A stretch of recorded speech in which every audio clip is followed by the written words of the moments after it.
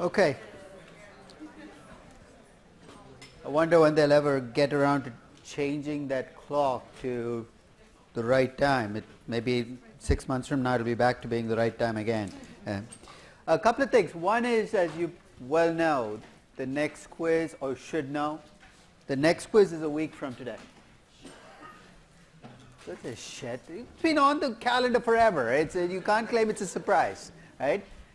Couple of things leading up to it. One is, as you know, some of you have been going to the TA sessions each week. There is a TA session today from 4:30 to 5:30 in room 355. So if you've never been there, it fits about 70 people. So if you all show up, we're in trouble, but I don't think you will. But all they do each week is they take that week's content in class and they try out prompts from previous quizzes on that content. So it kind of forces you to keep up with the material as you go along. I know most of you haven't even started reviewing for the next quiz, but it doesn't hurt to go to the review session to get started. Okay? The second is one of the TAs, Eric Woodring, has his usual TA session, the TA office hours, Monday from 4 to 5. But he has an interview or a meeting at that time, so he's moving it to 5 to 6. So Eric's TA hours next week, Monday at 5 to 6. Tuesday there will be a review session as always, 12 to 1, KMAC 260. It will be recorded, webcast will be available. Wednesday is the quiz. I will send out seating arrangements again. So as you well know, about 110 people or 100 people will be moved out of this room into 170. So it won't be the same 100 who went for the first quiz and the second quiz. So it will be the last bunch who have not ever been in that room, so that you can experience the glory of that room too. Okay? So I will send that email out sometime by the end of the week. Okay? But don't wait. Please, whatever you do, don't wait till Tuesday to start preparing for the quiz. It's not difficult material, but it's a lot of stuff piled on. The good news is, about an hour into today's session, we will be done with the material for the next quiz. It'll be the end of capital structure. We're going to be done with it. So what we do after that is not covered on the quiz. It'll be on the final exam, obviously. So it'll give you plenty of time to kind of look at the materials. Chapters 7, 8, and 9 in your textbook, if any of you have the book and you're following along. So it's the chapters on capital structure. Any questions? Okay. So let's pick up where we left off on Monday. We were designing the perfect debt for a company. And reminder again, what we're trying to do is design a security that combines the best feature of debt, which is a tax benefit, with the best feature of equity, which is flexibility. So if it looks like we're doing contortions to get there, that's exactly what we're doing. We're trying to make something behave like debt with the IRS, but behave like equity around us. To show you how much of a reach sometimes you can do, is a swimming pool company in the Northeast, I won't mention the name, a few years ago issued bonds that tied the interest rate on the bonds to the temperature each summer in the Northeast. Sounds crazy, right? But you can see why. If you're a swimming pool company, you sell a lot of pools. If it's a really hot summer, you might sell nothing. So they said, look, our income goes up in those high temperature years. We can afford to pay a high interest rate in those years. So be creative when you think about your company. I know it might not be practical. You might say, look, at the end of this creative process, you might say, I've designed a bond that is so customized that there is no demand for it. But here's why I think you should do this. Let's say that you work with a certain type, media companies. The first company comes along and you say, wouldn't it be neat if we could tie a bond to network ratings? And you say, nobody will buy it. Then the second media company comes along, and it's also a company that produces content. Say, wouldn't it be neat if we could create? And after about the fourth or the fifth company, you say, wouldn't it be neat to create, if we could do this? You stop saying there is no market, and maybe you can create a market for that kind of bond. I mean, remember, until Lou Ranieri came along, nobody traded mortgages. He said, how come mortgages are not packaged and traded? They're bunches of cash flows. That's where you make money. That's where you get to be creative. But to do that, you've got to listen to the company, because they know the company better than you do. Okay? And you got to think about, how do I take those features and bring it into my debt? So we talked about doing a purely intuitive approach, which I think is a very good way to start. We talked about project financing. If you have a big project, a standalone project, how to design debt. Then we talked about using historical data to design debt. And with Disney, I went back to 1985. I gave you historical data on two numbers. The operating income to see how earnings moved over time, and enterprise value, market value of equity plus debt minus cash, to see how value moved over time. You're saying as a function of what? As a function of interest rates, exchange rates, inflation rates, the dollar. I want to see what drives Disney, because once I get that, I can try to bring it into the debt. So I'm going to run 4 regressions, and I know already people's defense mechanisms kick up. Regression, that's statistics. I don't get statistics, so I'm going to shut off. You don't have to do regressions anymore, right? Minitab does it for you. Let's face it, nobody ever has to run a regression anymore. You just have to pick one column, pick another column, you got a regression. You have to be able to read regressions. That's a skill set you should be able to take away with an MBA.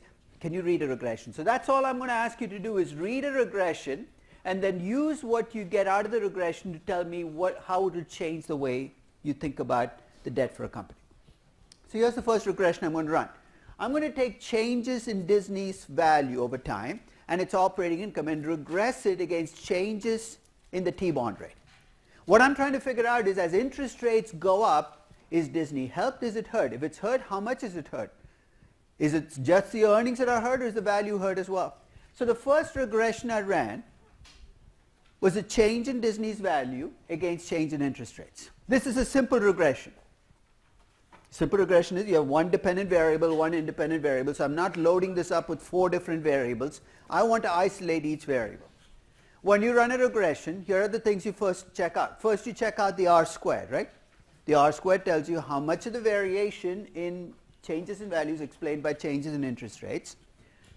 Then you check out the coefficient on your dependent variable. In this case, that's minus 2.33.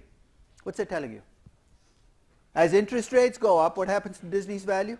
It decreases. In fact, every 1% increase in interest rates reduces Disney's value by 2.33%. Before you get too excited though, what's that in brackets below?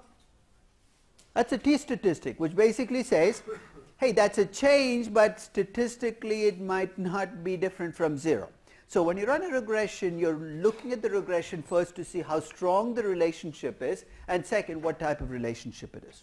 So if you believe that regression, and you should take it with a grain of salt, with a low T statistic, it looks like every 1% change in interest rates reduces the firm value by 2.33%. So who cares? I'm going to take you back to your foundations class. Remember talking about Macaulay duration? Macaulay duration for a bond measures what? What does it measure? What does duration measure in general? What does bond duration measure? One is it measures when you get the cash flows. It's like a weighted maturity. So if you have a 10-year bond, so that's one way to think about duration. What's the other way to think about duration? It measures how sensitive your bond price is to changes in interest rates. In fact, roughly speaking, here's what duration measures. For every 1% change in interest rates, how much does my bond price change? So if you have a duration of 7 years, that's almost analogous to saying if interest rates go up by 1%, my bond price decreases by 7%. Does it sound familiar? When I ran the regression, what did I say that coefficient on interest rates told you? For every 1% change in interest rates, how much does Disney's value change? It's just a different way of measuring duration. The reason we don't do this with a bond is you don't need to. You have the cash flows. You can actually measure duration directly. But with a company, it's much more difficult to use that traditional bond duration. So that's why I'm using the regression to estimate the duration. What I'm estimating is the duration of Disney's assets. That's basically what this regression is telling you. In a very noisy way, it's saying the duration of Disney's assets is roughly 2.3 years, or whatever the coefficient was. And that's going to then help me how? What do we say? You want to issue debt that matches up to your assets, right? So roughly speaking, if you believe that duration number, your debt should have a duration of roughly 2.2 or 2.3 years. So let's review. You ran the regression against interest rates and firm value. You looked at the coefficient. First, check the sign. If it's positive, then basically it's not telling you much. If it's negative, you're on the right track. Then you look at the number next to it.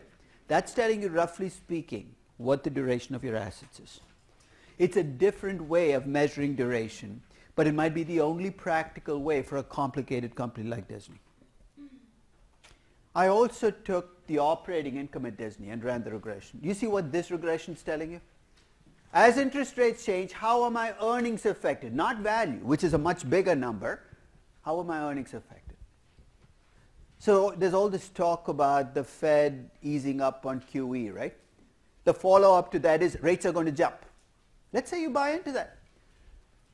If you believe rates are going to jump, as a company, you're then asking the question, how will that affect our earnings? Because if you borrowed a lot of money and your earnings drop, it's going to put you in trouble. And here you start to get some marginal significance. Every 1% increase in interest rates decreases your operating income by about 8%. So much bigger impact on value, but again, the statistical significance is marginal. You know what the cutoff point usually is, right? Before you start to say that's significant. You want to get to 1.7, 1.8. 2 is usually it's almost like a magic line. If you cross, then you can say, hey, I'm okay. 1.4, you're on the wrong side of that divide, but it's still better than the firm value regression.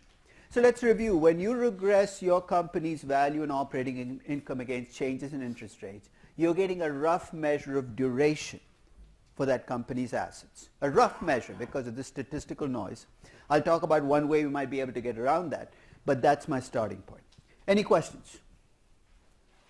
I'm able to do this for Disney though. Why? Because they've been around since 1985.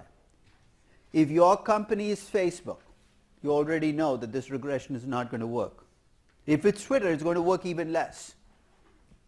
If it's Shake Shack, don't even try it. You have 3 months of data. So you think, what do we do with those companies? We'll come back and talk about what happens with companies where you don't have history. But if you have a lot of history, you could try this. Here's the second regression I'm going to run. I'm going to take changes in value and operating income at Disney and run a regression against changes in real GDP. I'll send you the link to the Federal Reserve website, Fred, which it's a great site because it's free. That's the best part of it. And it's got incredible data. It is the best macroeconomic data source in the world, period. You want to know what the British pound US dollar exchange rate was in May of 1953. May 17th of 1953, you can go look it up. You want to check out the T-bond rate in 1948, you can go check it out.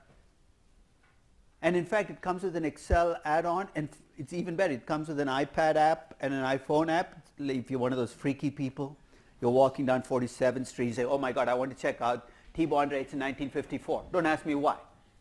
You can actually hit the app and look it up, download it, make graphs, whatever you want. So here I'm going to run a regression against of value and earnings against GDP. What am I going to find? I'm testing to see, is my company cyclical, right? We talked about this, and usually when people talk about cyclical, they use fuzzy words. Oh, you're a housing company, you must be cyclical. You're an automobile company, you must be cyclical. You're a retail company, you must be cyclical. The problem with that is, if you're Walmart, you're a retail company. You're Tiffany's, you're a retail company. You're not equally cyclical. So this might be a way in which you get past the storytelling. Say, hey, we talk about this company being cyclical, but how cyclical is it? Before I even show you the regression, if it is a cyclical company, and you're taking value and operating income and regressing it against GDP growth, should you have a positive coefficient or a negative coefficient?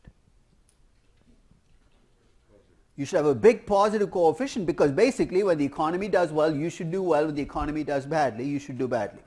If you get a zero coefficient, what is it telling you? That basically you're non-cyclical. If you get a big negative coefficient, you are a counter-cyclical company. Let's get past the storytelling. That's basically what cyclicality is. It's not what you and I think, but what the numbers tell us. So let's start with Disney. I take the Disney value and run a regression. Now notice that the T statistics are you're saying, what's a little a next to it? This is a little statistical artifact. When you find significance, you're supposed to get on a rooftop and say, yeah, it's significant, it's significant. Not much of shouting there, but the A basically means it's significant at the 99% level, which is pretty good. Right? I'm sorry, at the 95% level. First, let's see what the sign is. The sign is big positive numbers for both. Both Disney's value and operating income increase as the economy gets stronger. By how much? Every 1% increase in GDP growth increases Disney's operating income by 6.7%, increases value by 6.7%, and operating income by about 6.6%. That's good news, right? Unless you go into recession. It cuts both ways. Cyclicality means good economies will feed in as higher value and higher operating income. Bad economies will hurt you. Now, how does this affect so we said that when you run the regression against interest rates, it tells me what duration my debt should have, right? What does this tell me about debt design? If I have a cyclical company, I either have to tie the debt to economic cycles, which is very tough to do, or I just have to borrow less. That's the way I see it. If I have a very cyclical company, I can't go out and borrow as much as I thought I could because I have to worry about economic cycles, which I don't control, causing my earnings to drop off. So 2 regressions, interest rates, GDP growth. Any questions on either? If not, let's run a regression against the weighted dollar. This is the trade weighted dollar. It's a composite number. So basically, when this number goes up, the dollar got stronger that year. So this year, you're going to see a big jump in this number because we know what the dollar has been doing this year.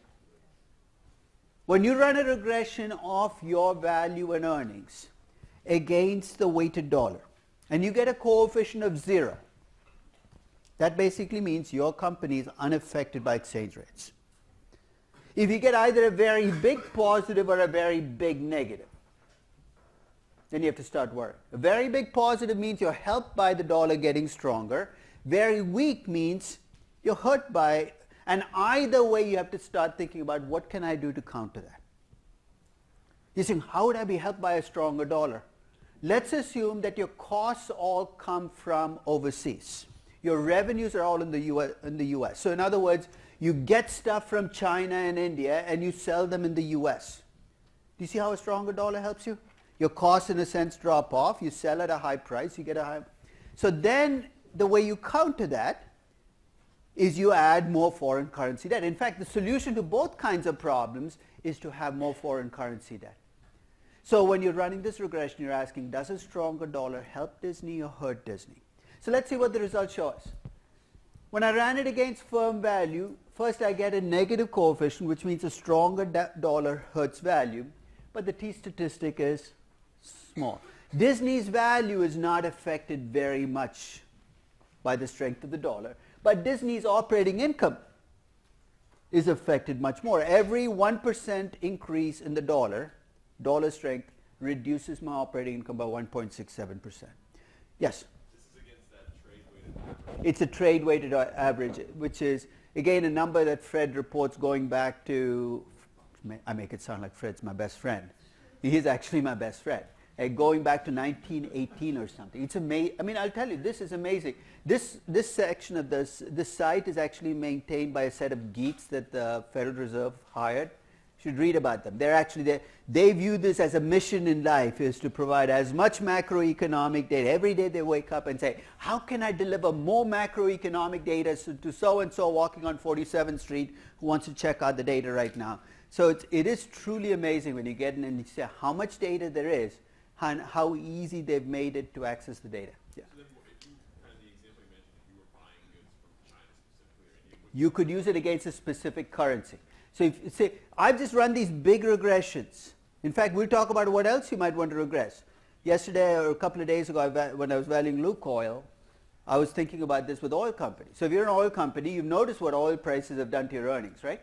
So you know what you might want to run? You might want to run how your value and operating income are affected by changes in the oil price. As oil prices increase by $1, how much is my income dropping? You say, I'm going to do. The answer is easy. My income is going to drop. It turns out that Lukoil's income doesn't change as much as Petrobras's income because of the way it's structured in terms of fixed costs and where it gets its oil. So you can actually have oil affecting different oil companies differently depending on whether they're more exploration based, more refining. So that can affect you. So you can actually be creative about this and say, what's worrying me? And see if you can look at the macro data to try to answer that question. I'll give you another example. You're a defense contractor. What are you worried about? That the defense budget will be shrunk, right? What if you could run a regression? We have the defense budget going back 50 years. We can see how big the budget is. We can see what your revenues are if you're McDonnell Douglas as a function of the defense budget, and see how you can try to design debt that captures that sensitivity. So in this case, the conclusion here is a stronger dollar hurts Disney more in its earnings than its value. And the way I would factor that in is when I make recommendations to Disney, I'd like to see some foreign currency debt in here. Right? And finally, I ran a regression against inflation. I used the CPI, and here again you have a choice. You can use a PPI, you got the GDP deflator. Make your choice. Pick whatever you want. They're all highly correlated with each other. It doesn't mean they always move in the same direction. So it doesn't make a huge difference which one you pick. I used the CPI, and I ran a regression of firm value and operating income against CPI. Okay? Again, think about what you're going to find. If you find 0 as your coefficient, it basically means that your company is unaffected by inflation.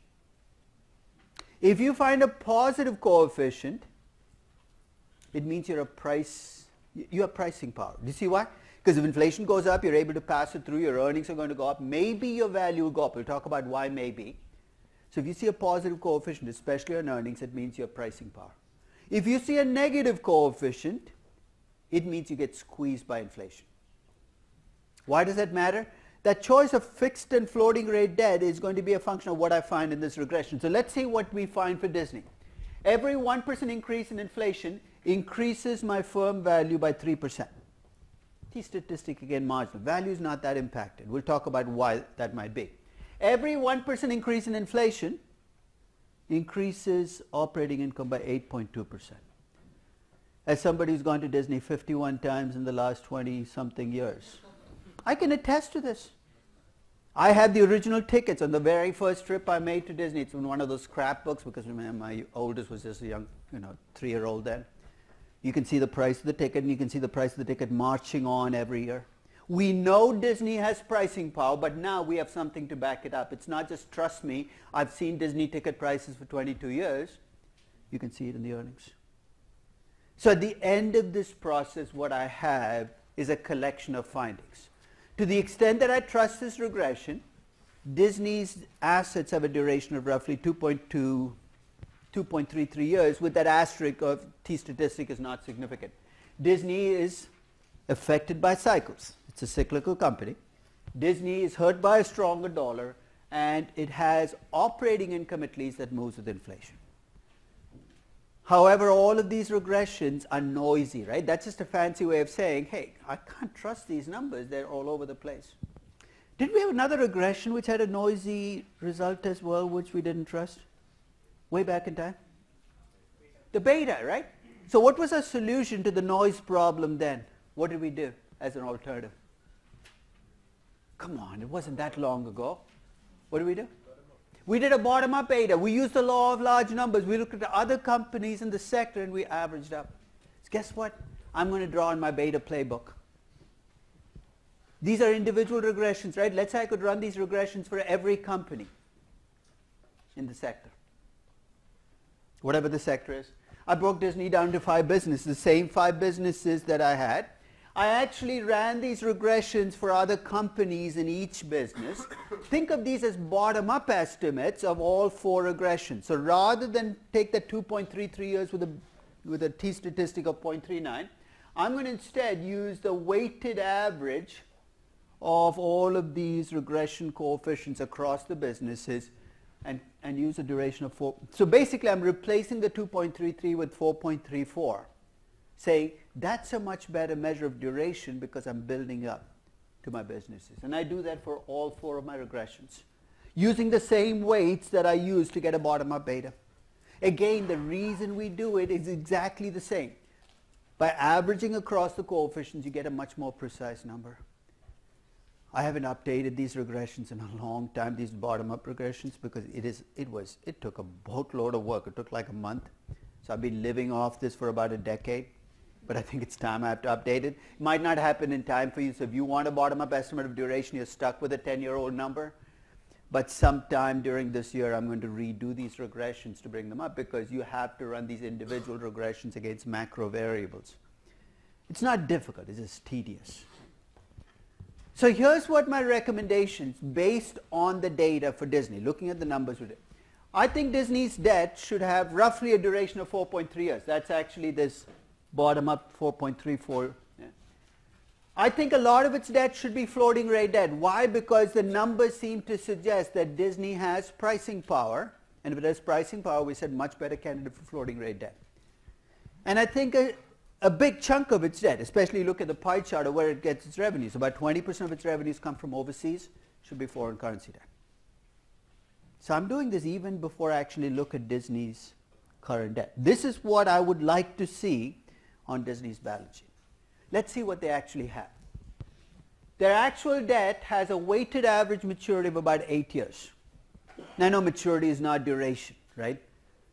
Because this weighted average maturity I computed because I wanted to get a market value of Disney's debt way back. So it's the same numbers I'm reusing.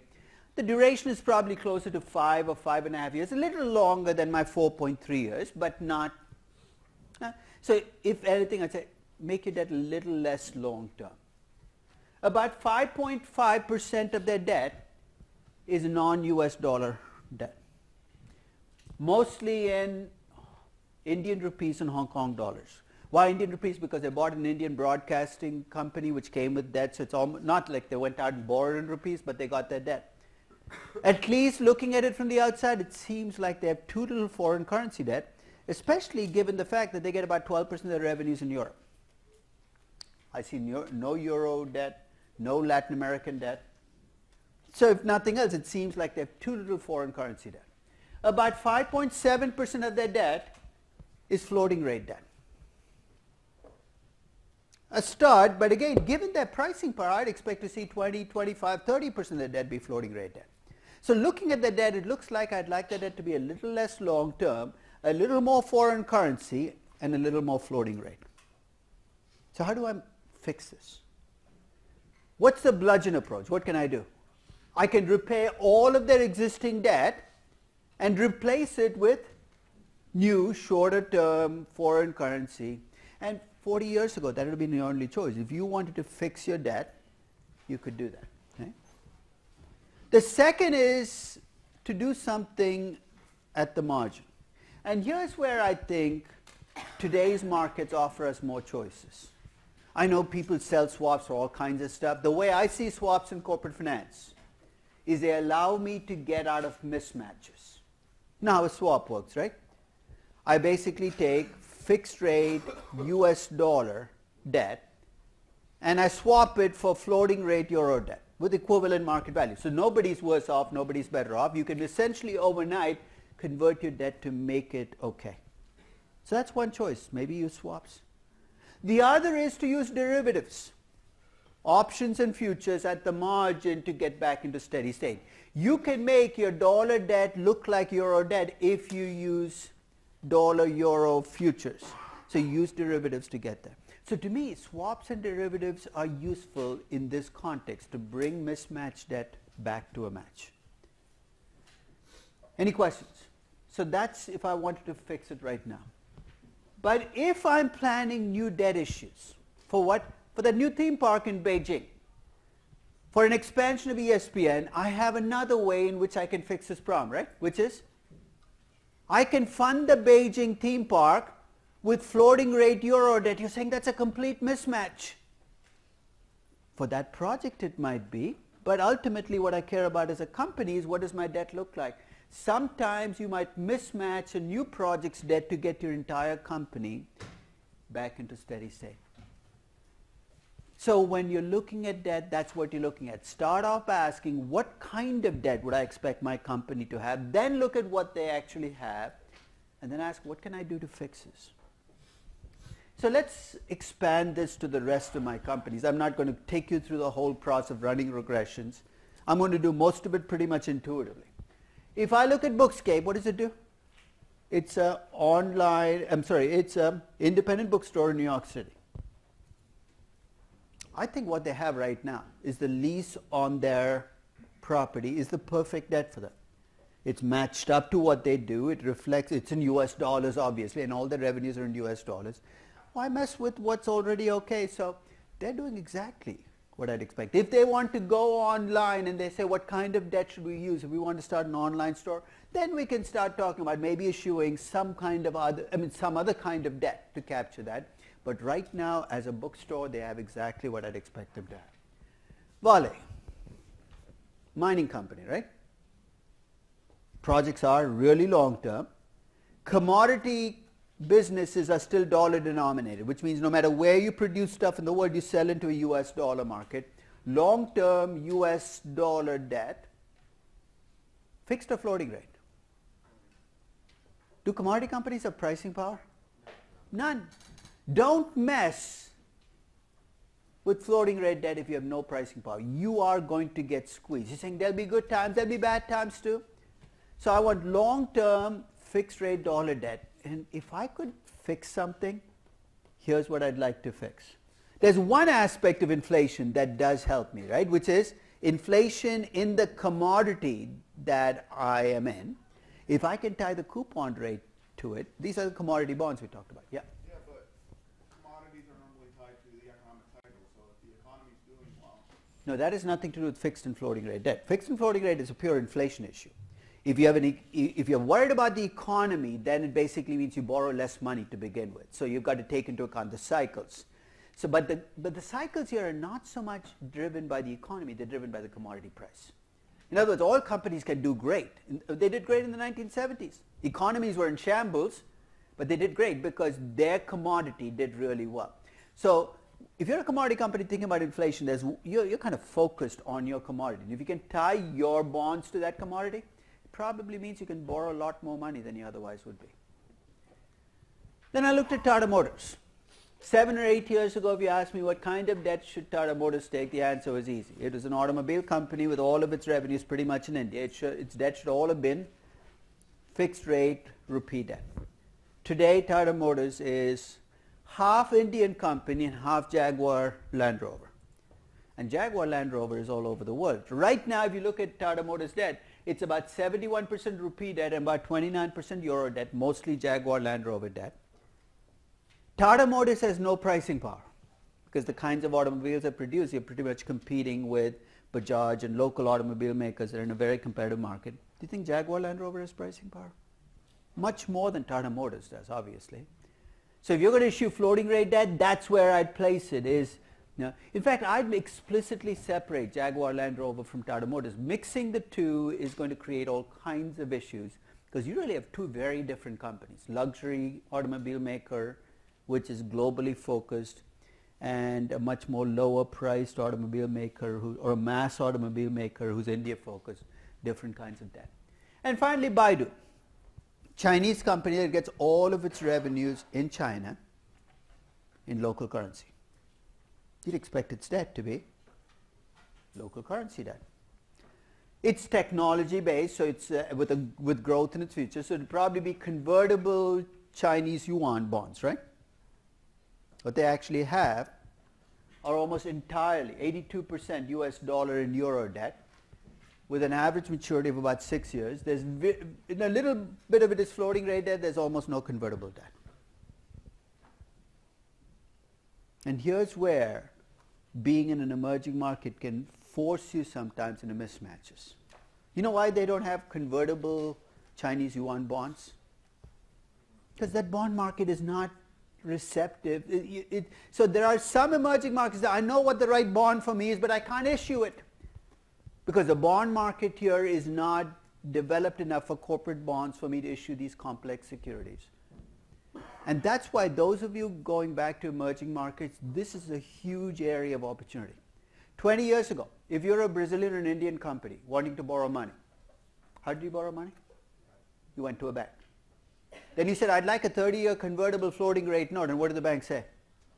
2-year fixed rate loan, take it or leave it. And when you walked out, guess what you had? A 2-year fixed rate loan. Everybody did.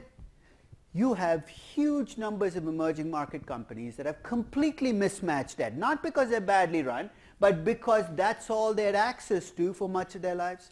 Now the doors are opening, partly because some of these companies are becoming global companies and can go out. The Tata companies now are part of the global marketplace. They can issue bonds in other markets. So I think in a sense there is this zone of opportunity right now where you can go to companies and you can make this your specialty. I am the debt matcher. Have a TV show or something if you want. No. Pick a company every week. We're going to match debt for the company. It'll be a tremendously exciting show. Lots of ratings will be through the roof of just investment bankers watching you. But it's, I think, a huge, I think when we think about capital structure, we tend to focus almost all our energy on what's the right debt ratio. And we fight to the nth degree to get companies to get from 25 to 40% debt. That same energy, if you expended it on getting their debt to be matched up, might have a much bigger effect on value than pushing the debt ratio up another 5 or 10%. I mean, when I valued Vale 2 days ago, its debt ratio is now 51%. It's getting very close to being Petrobras, and that's not a good place to be. Think of how much healthier they would be as a company if they'd been able to tie their debt payments to oil prices. Think of all these shale oil companies. Eh? It's too late now. Now if you go try to tie it for, the bottom's already fallen out. Don't tie to oil prices now. It's like hedging after the prices has dropped. But I think we need to start thinking about matching debt up in good times, because there will be bad times. And that's what you're preparing yourself for. Any questions?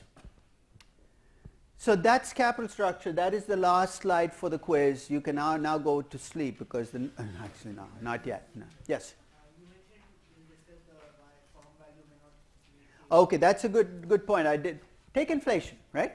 Inflation, we said, increases Disney's earnings by 8.7%. You say, why isn't firm value going up? When inflation goes up, earnings go up, right? So that's the good news. When inflation goes up, what else goes into firm value? You got your cash flows, you got your growth rate, and you got your discount rate, right?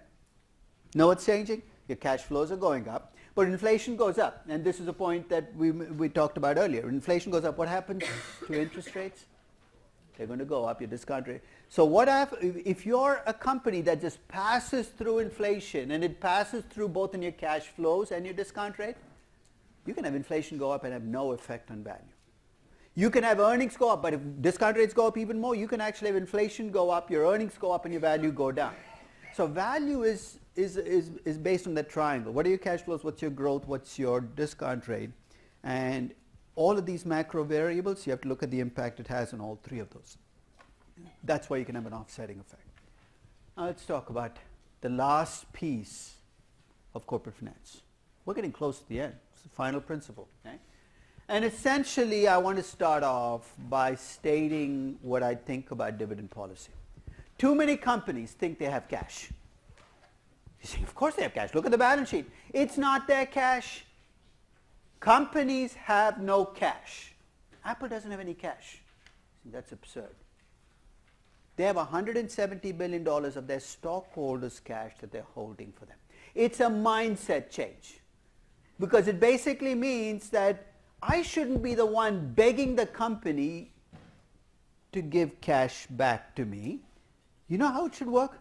Every year, companies should be required to pay their entire earnings back to stockholders and get down their knees and beg companies to reinvest back. Think of how much the power would shift, right? Because right now, if you're in a company with weak corporate governance, they pay you a pittance here, 25 cents. You say, can you give me 40 cents? Feel like, you're begging the company to give you back your own cash. Let them beg. Because what that will force them to do is think about the fact, there are companies who, we talked about in the context of cost of equity, when they use retained earnings. They say that's cheap. Cost them nothing. That's a delusion. Retained earnings are your shareholders' money. You're reinvesting back. Nothing wrong with that. Make sure you earn a return that justifies that reinvestment. So when we talk about dividend policy, that's going to be the focus of the exercise. We're going to say, when is a company on firm ground holding on to cash? Or how much cash is too much cash? So to lay out the dividend principle, let's go back to basics. If you cannot find investments that make their required rate of return, the hurdle rate, and remember the hurdle rate should reflect the risk of the investments and how you fund them. If you cannot make that hurdle rate, your cost of capital, if you want to be more specific, give the cash back to the owners of the business. That's basically the dividend principle. If it's your own business, take the money out.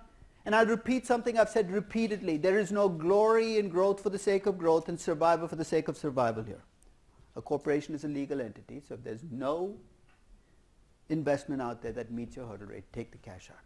Now, how you return the cash back to stockholders is tricky. You can pay dividends or you can buy back stock. And one of the questions we're going to focus on is how do you make that decision? How do you know which one's better? So to set this process up, let's think about when this decision even comes into play in a business. You start a business. You're not thinking about dividends yet, right? It's the first step. You're going to raise money and you're going to take projects.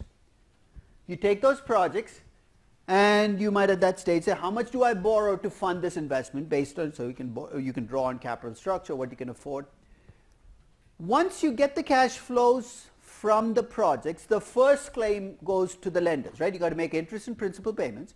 Whatever's left over is cash flows available from operations for equity investors. So that's not optional. You can't say that to the lender, I'll come back to you after I've paid dividends. You got to pay the interest and the principal first. Okay. That cash flow from operations, part of it has to go back into the business, gets reinvested, and part of it you might hold on to. You're saying, what am I going to base that decision on? That was the entire investment analysis section. Look at projects, look at the NPV. You decide whether you want to reinvest, then you have cash available for return. Some of that cash you will hold back for good reasons and bad. What are the good reasons?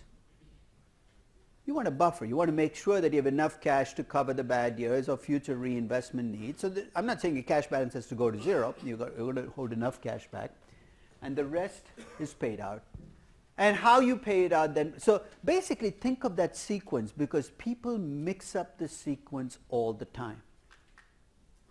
The dividend decision is the last step in the sequence, not the first step. In fact, if you make it the first step, you're in trouble, right? If you decide how much to pay in dividends and then you think about what projects to take, you're already in the hole. What if you find great projects? What are you going to do now? How are you going to make those debt payments? And that's when companies go out and borrow more than they should, because they make the dividend decision first. So I'm going to state some facts about dividend policy. I mean, these are the ways I would characterize how companies pay dividends. I'm going to state some of these facts specifically for US companies, but then I'm also going to globalize what's different about the rest of the world. If there's a word you would ask, if you ask me to give you a word that describes how companies pay dividends, the word I would use is sticky.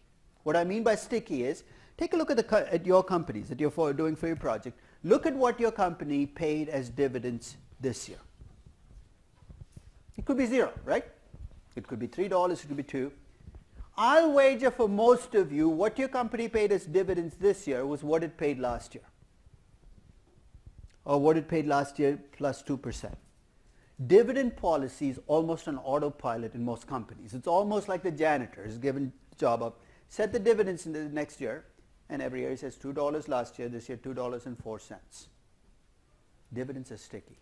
And I'll back this up. This is actually a graph that gives you the percentage of companies every year in the US that increase dividends, that's this whatever gray line, decrease dividends, that's the purple. So already you can see companies that increase dividends outnumber companies that cut dividends 5-1. And then if you look at this orange line, that is actually the percentage of companies every year that do nothing to their dividends. In fact, pay the same dividends that they did last year. Every single year. And there are some very bad recession years here. Most companies continue to pay in dividends what they paid last year. Now, yeah, go ahead. It's a dangerous game once you start paying dividends. Forget about increasing dividends, because once you start paying dividends, people say, well, you paid that last year. You say, but in a really bad year, they don't do this, do they? What's the worst year in our recent memory? That last quarter of if there was a quarter where this should have been tested, it was the last quarter of 2008, right? So let's take a look at the number of companies in each quarter that increase dividends, initiate dividends, decrease dividends. Says the last quarter of 2008. We all agree this is a crisis. Everybody recognizes this is a once-in-a-lifetime downturn in the market. It is true, no company started paying dividends the last quarter of 2000. Thank God for small blessings. But look at this. Even in the last quarter of 2008, more companies increased dividends than decreased them. And if that happened in the last quarter of 2008, that's testimonial to how sticky dividends are. So in the US, this is a reality. Companies, once they start paying dividends, in fact, how many times do you see these ads of a company that boasts about the fact that it's paid a dividend 126 years in a row? Usually a bank that's on its last legs. We paid dividends. You're in denial. Get out of this game because you shouldn't be paying dividends. That's not a sign of a sensible management to say, I paid dividends 126 years in a row. What are you competing for? The bond market investors? If I wanted to buy a bond, I'd buy a bond. If I bought a stock, I'm buying a residual claim. I'm not buying it for a 126-year stream of dividends. But dividends are sticky. In Europe, dividends are sticky too. But in both Europe and the US, it's absolute dividends that are sticky. The only part of the world where absolute dividends are not sticky is Latin America. Latin America, absolute dividends are not sticky, payout ratios are sticky. What I mean by that is you look at Latin American companies, they will tend to pay out 30%, 35% of their earnings as dividends, which means that dividends, if you look at their history, will jump around and say, what's going on here? You track it against the earnings, it's a payout ratio that's stable. And there's a reason for that, and it's got to do with control. I know whether you remember early in this class, I mentioned that most Brazilian companies have two classes of shares. And this is true across a lot of Latin America. Common shares and preferred shares. Common shares get the voting rights, preferred shares get no voting rights. So if you're a preferred shareholder, in return for getting no voting rights, I promise to pay you a dividend. And I go beyond the promise. I set a trigger. If my dividend payout drops below X%, guess what you get as preferred stockholders? You get voting rights. If you get a chance, go back and look at the Petrobras value destruction cycle. Invest in projects like they're going out of style. Don't worry about profitability. Borrow money like there's no end in sight, and continue to pay dividends as if you were a mature company. That doesn't make sense, right? You're growing, you're borrowing money. What the heck are you paying dividends? There's the answer. If they did not pay the dividends, those non-voting shareholders would get control rights. So Vale has the same problem, Petrobras has the problem, Embraer has the problem. In fact, you look across 80% of Brazilian companies that have two classes of shares, every one of them has already locked themselves into paying dividends, because if they don't pay dividends, they lose control. So this is tied into, do you value control so much that you're willing to make your company into a basket case by continuing to pay dividends you cannot? And the answer all too often is yes. We value control enough that we'll do it. So that's the first word, sticky. Dividends tend to follow earnings. Key word here is follow. They don't lead earnings. They're not contemporaneous with earnings. They follow earnings. Let me back up. Let's say you're invested in a company. You see earnings jump 30%. You know what this graph is telling you? Don't expect dividends to jump this year. Your dividend earnings go up 2 years in a row. Maybe your dividends will increase next year. Earnings go up 3 years in a row, then you'll see the dividend increase. Dividends tend to follow earnings. And you can see that in terms of, if you could look across times, the payout ratio in the US has been all over the place. But you look at the blue line, which is the dividend line, look at how much more stable that total dividend line is. So earnings go up and down, payout ratios go all over the place, but the dividend is the mechanism that companies use to kind of stabilize the cash flows. So dividends tend to follow earnings, which means that if you have a crisis in 2008, you know when you'll see the effects when companies will start cutting dividends? Probably 2010, last quarter of 2009. Okay. The risk of stating the obvious, you're a stockholder in a company. When you invest in a stock, assuming it's a right stock, you make money in two ways, right? You get dividends, and what's the other component? Price appreciation or capital gains. From 1913 to 2003, that's 90 years, much of market history in the U.S., which one was taxed at a higher rate in the U.S.? Try again. 50-50 shot. Go ahead. Ordinary income, dividends were taxed at a higher rate. You're saying, how much higher? I think for about 40 years of that period, it was set at 40% the ordinary tax rate. So let's take an example. 1979, if you received dividends, you know what the highest marginal ordinary tax rate was? It was 70% before Reagan actually cut it to 50%. And people said, oh, it's a huge tax cut. 70, everything is relative. 70% of your dividends were paid in taxes if you received dividends in 1979. The capital gains tax rate was 40% of that 70%, or 28%. So basically, I give you a choice. Would you like $1 in dividends, in which case you really get to keep 30 cents, or $1 in capital gains, in which case you get 72 cents? The system was tilted in favor of capital gains. In fact, one of the big puzzles in the 70s and the 80s was, why do companies keep paying dividends? This is a hugely tax disadvantaged way of returning cash. And we'll come back and talk about why some of them at least did. But the tax law was tilted against dividends. What happened in 2003? The first Bush, the tax reform thing, and the tax rate on dividends and capital gains were both lowered to 15%. First time in U.S. market history where they were both taxed at the same rate. So think in terms of generic, big picture. See, if I'm going to bring the tax disadvantage of dividends down, what should happen to how much companies collectively pay in dividends?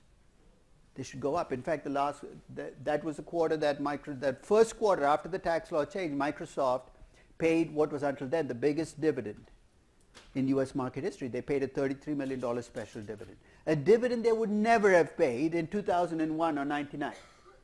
Why? Because who would have received most of those dividends? Well, first Bill Gates, and then the government, and then Steve Ballmer, and then the government. I mean, if you're a founder, you think about this constantly, right? 2003 saw, but the jump was not huge. And that's the other thing to remember. It's not like everybody jumped in and started paying dividends, because they're still worried about the fact that once they start paying it, that they have to keep paying it. So you saw a jump. But here's one of the quirks of the 2003 tax law. It came with a sunset clause. The only way they could get it through the Senate was they actually had to have a 10-year expiration of the entire law, which of course led at the end of 2012 to what's now called the fiscal cliff, which is that December 31st of 2012, you know what was going to happen? All of the tax law was going to revert back. Only in the U.S. would you ever have a tax law written this way. Revert back to the way it was in 2002. Rates were going to revert back, and guess what's going to happen? Dividends are going to go back to being taxed at 40-something%, and capital gains will be taxed at 20%. So I think until December 26th of 2012, we weren't sure whether we were going to go off the cliff. That's how long it took Congress to fix the law. So leading into the last quarter of 2012, nobody had any idea what was going to happen. So let's say you're a company and you have these dividends you're going to pay next year and the year after. You know the law could be different and you're going to be taxed at this high rate. This is your last moment of grace, right? In the last quarter of 2012, 233 companies paid out $31 billion in dividends. The biggest special dividend was paid by Las Vegas Sands. You know what makes Las Vegas Sands kind of unusual? Who's the largest stockholder in it? Sheldon Adelson, who owns 52% of the stock. Paid a huge special dividend. You can see why. Because he said, December 31st of 2012, the laws are all going to revert back. This is my last chance to get cash out at 15%. So if you start shifting the tax law, you see these big changes, you should expect to see dividends change. So in the U.S., the tax law has been tilted against dividends for much of the time. Now, it's now back, I think 23.8% is now the tax rate on both dividends and capital gains. You say, why 23.8? It's 20% technically, but there's this healthcare add-on to all investment income included. So it's about 24% on both dividends and capital gains. Now, is this the same across the world? Well, it varies. Australia and the UK, the tax law is tilted towards dividends. And here's why. Australia and the UK, if you're an investor and you get dividends from a company, you don't pay taxes on the dividends fully. You pay taxes on the dividends net of the taxes that the company has already paid on the income from which the dividends got paid. So let's say you're a you're an investor with a 30% tax rate, and a company that's paid a 35% tax on its income pays the dividend out. You owe nothing in taxes on dividends. So in the UK and Australia, you actually have created a system where if you can get cash out in dividends, you're going to try to get it out more in dividends than in capital appreciation. About many emerging markets, there are capital gains countries where capital gains tax rates have been set to zero because they want investors in the market. So what I'm trying to say is when you want to look at the dividend policy of a country, take a look at the tax code first. And if I can find something that actually summarizes the tax code on dividends and capital gains across the world, I'll send it to you because it is going to give you some insight into why different dividend policies evolve in different parts of the world. Yes?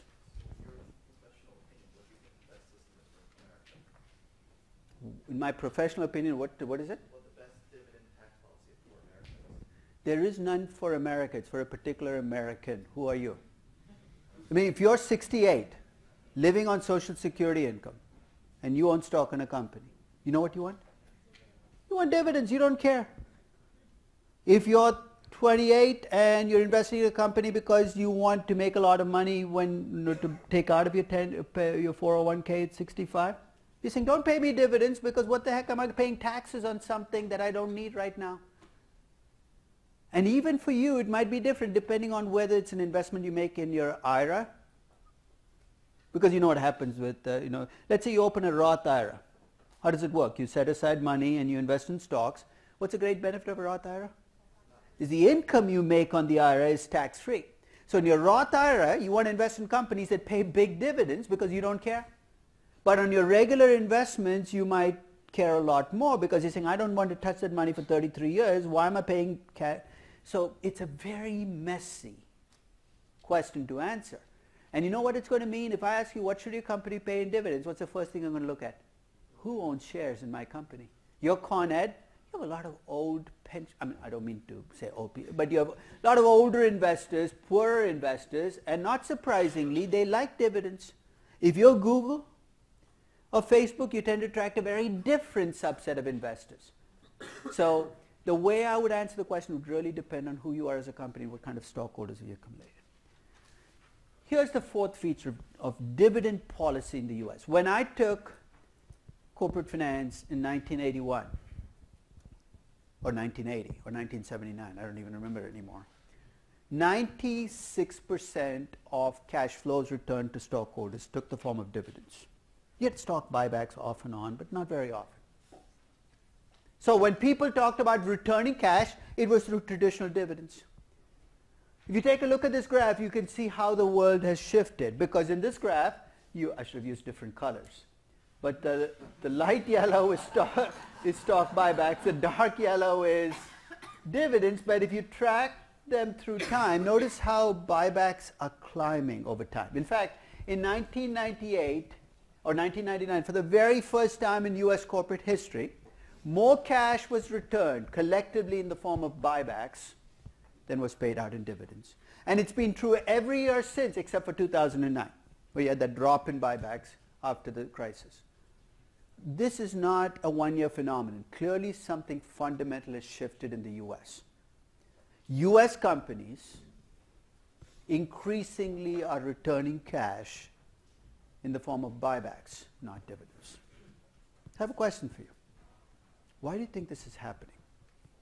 Why are U.S. companies more inclined to return cash in buybacks now rather than dividends? And before you give me an answer, whatever that answer is, I'd like you to tell me what's changed. You see what I mean by what's changed? If it's an answer that would have applied in 1965 as well, then in a sense it can't be the answer. It must be something that started happening in the 80s and the 90s that's fed into this. Any ideas? Yes? So finish the rest of the story. So if activist investors, what do they want? So they control the companies that you buy back But how is your buying back stock helping them? Are you saying they're already investors in the company? So you're saying it's a control phenomenon. So basically you're seeing buybacks because activist investors want to control companies. Okay, that's going to be true for a subset of companies. And it is true that we're more activist investing in the last 3 decades. So maybe it's a desire for control. Maybe it is because they don't like to pay taxes on dividends. So maybe it's activist investors. What else? Yep. Is there like a tax benefit if you have capital gains historically, capital losses historically, you can erase that with capital gains? Remember what I said, whatever answer you give me, I'm going to test it out in 1975. 1975, the tax law was actually tilted even more against dividends than it is today, right? So if you take the tax law and you look at it in isolation, companies should actually be paying more dividends now than they did before 2003. Because the capital law story has always been true, right? So the tax story actually cuts against this because if nothing else, taxes have actually been tilted towards dividends rather than away, especially in the last decade, and you're not seeing it. Yes? More and more CEO pay is tied to stock performance. So Okay, so but when CEO is performance-based, okay, so let stock price, you juice the stock price by buying. implicitly you know what you're telling me, right? A buyback always increases stock price. If it were only that easy, value enhancement would be easy, right? A buyback actually might push up the price on the day that it might be a short-term impact, but if it's done by the wrong company. What's the wrong company? Well, let's say you're over-levered to begin with. You do a buyback. Initially, I might say, hey, fewer shares, the dilution story is working in reverse. Let me buy the shares. But what am I going to find 2 months from now? That you're having trouble making your interest payments, right? But isn't that why the majority, I thought I read some of the majority of buybacks are occurring Q4. So you buy back in Q4, you juice your price. I think what you got to do is you got to have a price and you got to have some action you can take to lock in that benefit immediately. Many of the performance contracts that CEOs have tied to the stock price are long-term contracts, where actually it's 3-5 years.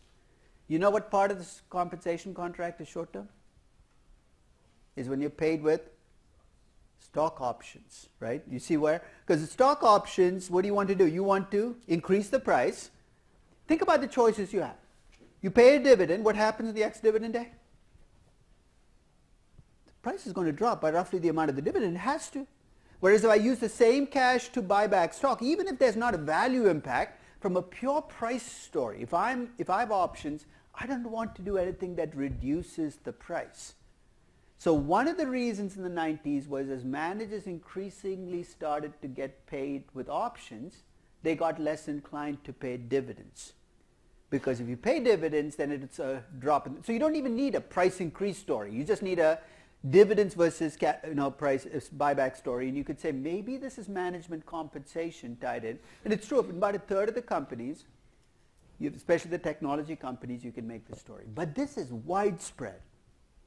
I mean, when I looked at it last year, I think about 77% of U.S. companies now have done buybacks or in the process. So this is small companies, big companies, tech companies, non-tech companies, companies with managers paid in options. There's something else fundamental going on, and it goes back to that word sticky. Yeah, go ahead. Yeah, No, finish. that buybacks aren't as sticky as dividends. So it's a Me Too corporate finance. You see other companies buying backs, and then the year after they don't. And there's You know what? Me Too has been the theme for 100 years in corporate finance, right? But finish the sticky part. When is it most dangerous to adopt? When is it easiest to adopt a sticky dividend policy? When your earnings are stable and predictable, not just high, but stable and predictable. If I make your earnings high but unpredictable, then you're going to be less comfortable with a sticky cash policy, right? So let's see what's changed. That's always been the case. If you ask me to list out 250 companies with stable and predictable earnings in the U.S. in 1985, I'd have had no trouble listing them out. I'd have listed all the utilities, all the phone companies, banks, a lot of manufacturing companies that had domestic markets where they were protected. And I said, you can pay big dividends, it's okay. You can be, it's true they're sticky, but you have the earnings and they're stable. You know what's changed? Today, if you ask me to list 250 companies in the U.S. that have stable and predictable earnings, I'd get to about 20, and I'd say, I'd give up. I can give you lots of companies with high earnings. all the technology companies that are making lots of money, but they're definitely not predictable. You say, what about utilities? Well, it depends on, the phone companies are no longer regulated monopolies, right? Verizon has to compete with AT&T, which has to compete with T-Mobile, which has to compete with, who knows who, Skype, I don't know. No. The world's become a much more unpredictable. Think of this as the flip side of globalization. We've opened up markets, we made earnings less predictable across the board. And you know what that's telling you, right? If that's the reason, you're going to see this not just as a US phenomenon, you're going to see a global spread towards more flexible dividends. And you know what? I hope it happens really fast. Because you know why companies have fixed dividends, right? When stock markets first got started, bond markets had already been in existence for a while. So people were used to buying bonds and getting coupons. So the only way you could attract people into the stock market was by making stocks look like bonds. This goes back to the early 1900s. So if you look at the early ads for stocks, basically they were marketed as bonds. Just buy the stock, you get a nice fixed dividend, about 5% of the... In fact, they stated it as a dividend yield. Just get it and lock it in. This isn't 1905 anymore. And we're still stuck with this fixed dividend policy. So increasingly buybacks are coming to play because they're a flexible way of returning cash. In fact, I'll tell you an analogy that I think will bring this home. And my daughter is now 19. This was when she was about 7 or 8. I had to drive her to a birthday party. So she gets in, she straps into a car seat. She was tiny. Took her forever. She's like 20. She'll be 20 before she actually gets out of a car seat. Because there's a weight limit. You have to be 80 pounds or in. So she gets in the car, she straps in. She demands that I turn the car radio on to Z100. I said, no, let's listen to some jazz. She said, no, Z100. And after about 2 minutes of trying to argue with her, I gave up. She's very persistent, so I turned to Z100. It's a station that gives me a headache. I think they play the same song all day. And between songs, you have these MCs come in and chat with each other about artists I've never heard of. This just tells you how old I am. And in the middle of this pattern, one of the MCs, or DJs, I guess, turns to the other and talks about hooking up. To show you how disconnected you get after 20 years of marriage, I had no idea what they were talking about. And then my 8-year-old from the back seat starts to tell me in a convoluted way what hooking up is. Now, part of me is in complete shock that my 8-year-old is telling me about. And the other part of me is saying, this is a great way of thinking about why companies buy back stock. Do you see the connection? Paying dividends is like getting married. You got to pay them in good times and in bad times, in sickness and health for the rest of your life. Buying back stock is like hooking up. Nice to meet you, don't know your name, let's move on, right? And in a sense, increasingly, companies around the world and investors don't want to get married. I mean, who wants to invest in a stock for the rest of their lives? You want to invest in a stock, a year later it's out of your portfolio. 6 weeks later, tomorrow it could be out of your portfolio. Later today it could be out of your portfolio. So if somebody asks you, how come companies are buying back stock? Just say it's like hooking up. It's as simple as it gets. And it's a phenomenon that is not just going to be in the US. I guarantee that this is the way it's going to start to be around the world. Maybe it won't be called buybacks. Maybe it will be called special dividends. But we're going to go from a fixed cash dividend policy to a residual. Because that's what equity is. It's a residual claim, right? It's whatever's left over. That's what we're going to go towards. And it's a much healthier place to be, if you think about it. Because what often gets companies into trouble is this fixed pay. One final point about dividend policy. There are differences across countries in how companies pay dividends. Yes? How would this work for private companies? You know what the equivalent of dividend is. Let's make it a really small private business, that hot dog stand outside. His son's graduation is in 2 weeks. He'll need to fly to Winston-Salem to see his son graduate. His son goes to Wake Forest. He's going to have to pay a cash dividend really soon. Because in a private business, that's what it is. If it's a small private business, it's the cash you take out of the till for personal consumption, for me. If it's a bigger private business, you still take a dividend out. In fact, remember, in many private businesses, the owner doesn't even charge themselves a salary, right? Even though they spend 18 hours a day. So at the end of the year, when they take cash out, part of it is paying themselves for their time, the opportunity cost of that time. Part of it is the dividend they receive.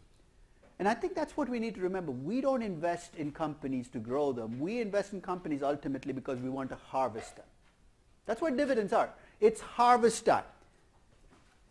And when people complain about, and this is, and what I'm talking about is this broader argument that buybacks are bad because they take cash out of the business. Buybacks are bad because, that's like having an apple tree in your backyard and saying, eating apples is a bad thing. You should be taking every apple and just planting it in the ground. And what? Fill up the backyard with hundreds of apple trees, and then what do I do with those? What if nobody buys apples in the future? Ultimately, we invest in companies because we want to harvest these companies. And dividends and buybacks are just you're harvesting cash out of these businesses. And finally, if you look at the differences across the G7 and the odd man, you have US, Japan, Germany, France, Italy, UK, Canada. And you can see that British companies, especially if you look at the most recent period, have much higher dividend payout. Part of that might be the tax difference. Russia is obviously the outlier. They pay very little in dividends. Why might that be? Do they have great investment opportunities? In what? I mean, 80% of growth in Russia has come from oil. And most of it is, the Gazprom, the Rosneft, the Lukoils of the world.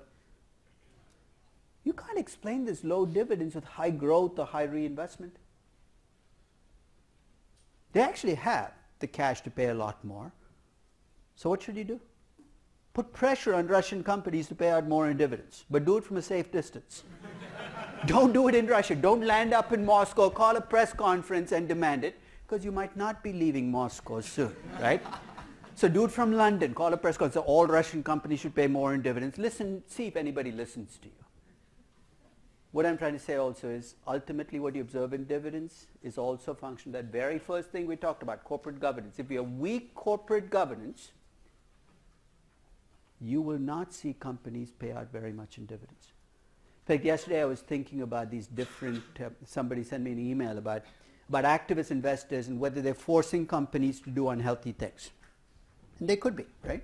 So I started thinking about different missions and how they would lead to different conclusions. We've talked about value maximization as a mission and what you should do. Invest in projects that earn more than your cost of capital. Find a financing mix that minimizes that cost of capital. And pay out dividends if you don't make... So that's what you would do if you are a value maximizing person running a company. If you're a manager running a company, let's say you're doing it for yourself. Your investment decision will be what? Whatever makes you happy. So if you want to be an empire builder as a manager, what do? You will take any investment that makes you bigger as a company. You think that's absurd. I mean, think about it. Your starting objective is going to drive it. How much will you borrow? Well, remember, borrowing only makes your life messier. You have two people to answer to. So you borrow less than you should. And how much will you pay in dividends? Well, the minute you pay a dividend, the cash leaves your control. So as long as you can hold on to the cash, you control the cash. Management-run companies will tend to invest in ways that suit that manager's ego, hubris, whatever.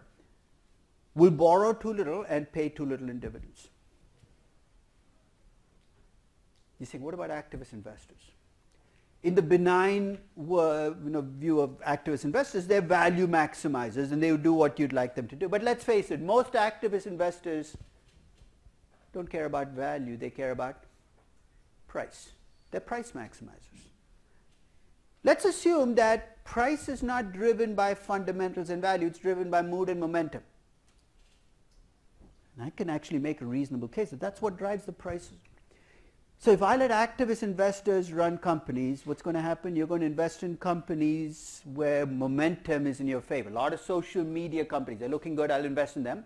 You'll pull money out of companies where momentum is working against the companies. Even if the companies have good investments, You'll borrow money if it pushes us. If you're in a world where people are pushing up stock prices, when you borrow money, you'll borrow more than you should, even if you can't afford it because prices are going up.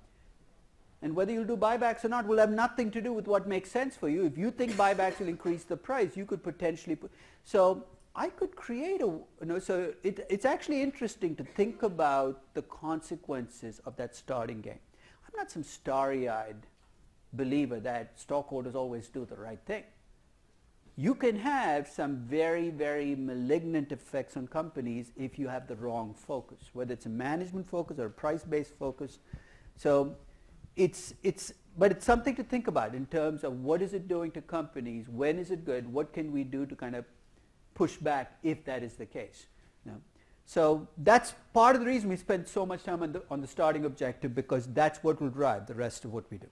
Let me finish today by giving you two measures of dividends.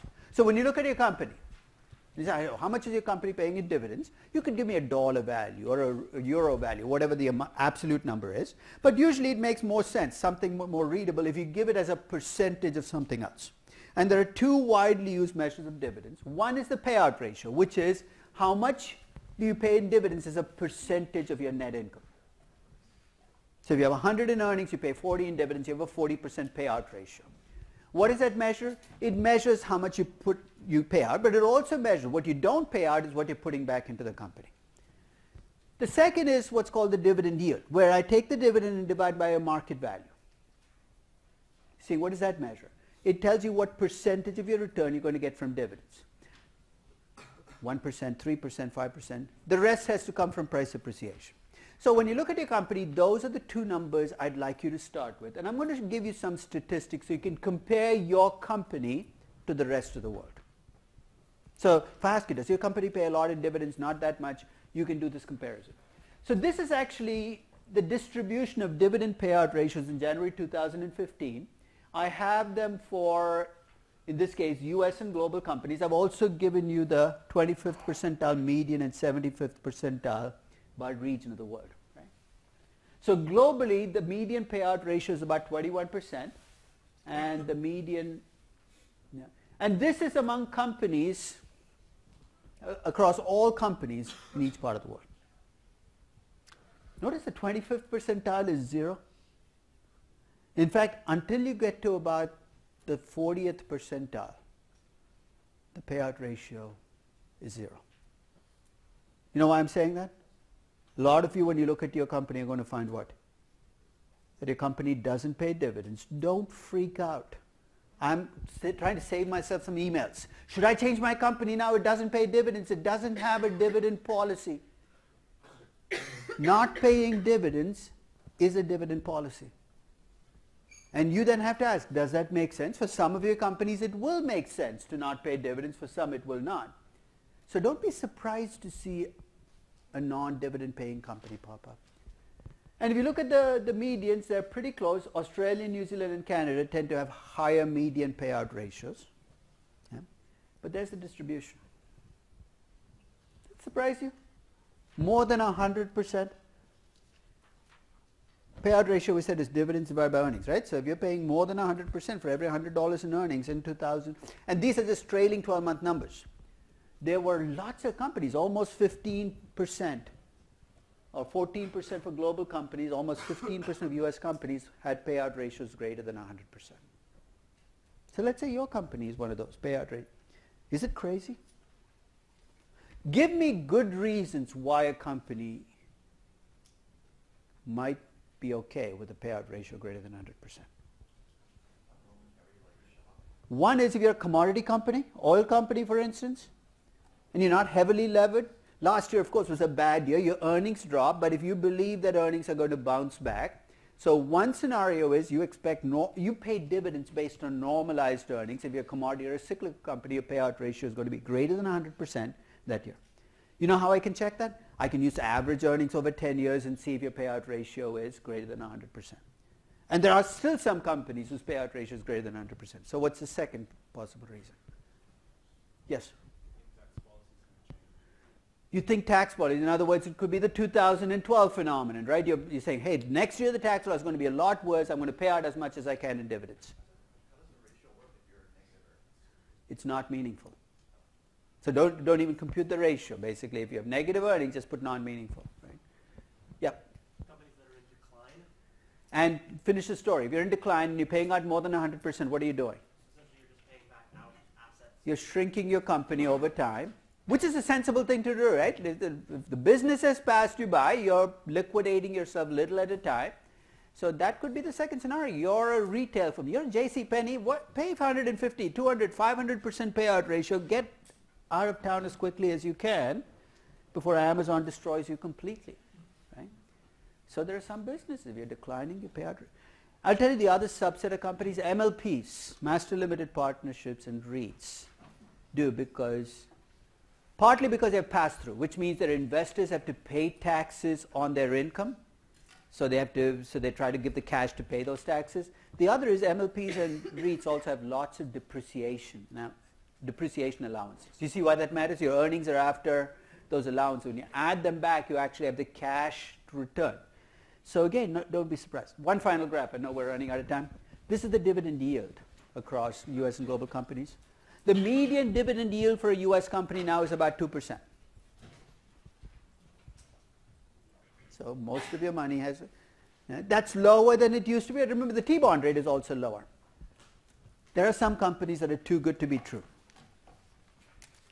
These are companies with dividend yields. You know why they sound too good to be true, right? Because this sounds like a great thing. You invest in stocks, 8% dividend yield.